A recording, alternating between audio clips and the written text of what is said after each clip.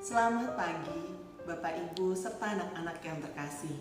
Marilah kita memulai kegiatan kita hari ini dengan berdoa dan merenungkan firman Tuhan.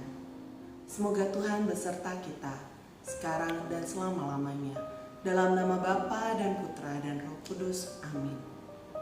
Bacaan diambil dari Injil Lukas 6 ayat 12 sampai dengan 19. Pada waktu itu pergilah Yesus ke bukit untuk berdoa, dan semalam-malaman ia berdoa kepada Allah.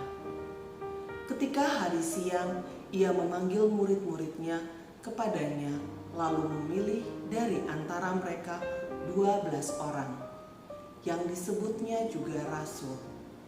Simon yang juga diberinya nama Petrus, dan Andreas saudara Simon, Yakobus dan Yohanes, Filipus dan Bartolomeus, Matius dan Thomas, Yakobus anak Alfeus, dan Simon yang disebut orang Zelot, Yudas anak Yakobus, dan Yudas Iskariot yang kemudian menjadi pengkhianat.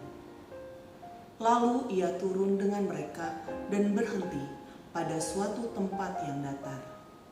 Di situ berkumpul sejumlah besar dari murid-muridnya dan banyak orang lain yang datang dari seluruh Yudea dan dari Yerusalem dan dari daerah pantai Tirus dan Sidon.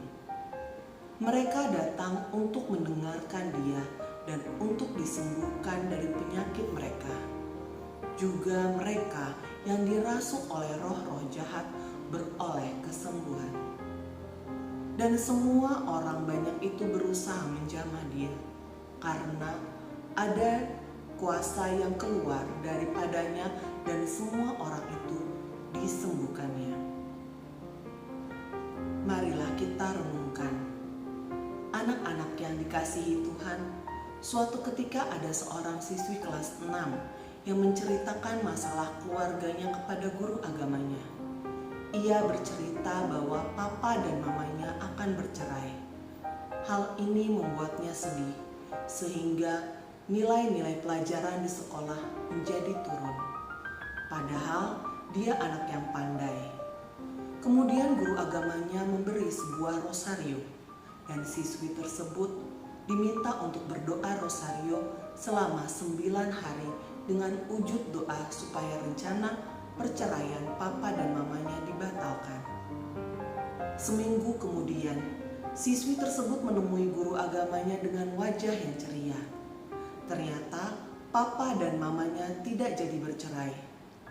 Tuhan telah mengabulkan doanya walau ia belum menyelesaikan doanya sampai 9 hari. Tuhan Yesus sebelum dan sesudah melakukan tugas pelayanannya selalu meluangkan waktu pergi ke tempat sunyi untuk berdoa kepada Bapaknya. Doa menjadikannya dapat menjalankan tugas pelayanannya dengan baik. Dalam bacaan hari ini, saat Tuhan Yesus hendak memilih 12 muridnya, ia pun pergi ke sebuah bukit dan di sana ia berdoa semalam-malaman. Hal ini menunjukkan bahwa Tuhan Yesus begitu dekat dengan Bapaknya dan ia tidak ingin mengambil keputusan sendiri terhadap tindakan yang akan dilakukannya. Tuhan Yesus yang adalah Putra Allah selalu setia dalam jam-jam doanya untuk berbincang-bincang dan memohon kekuatan serta penyertaan dari Bapaknya. Lalu, bagaimana dengan kita? Apakah kita juga selalu setia untuk berdoa kepadanya? Sesungguhnya, Tuhan Yesus rindu untuk melihat anak-anaknya berdoa.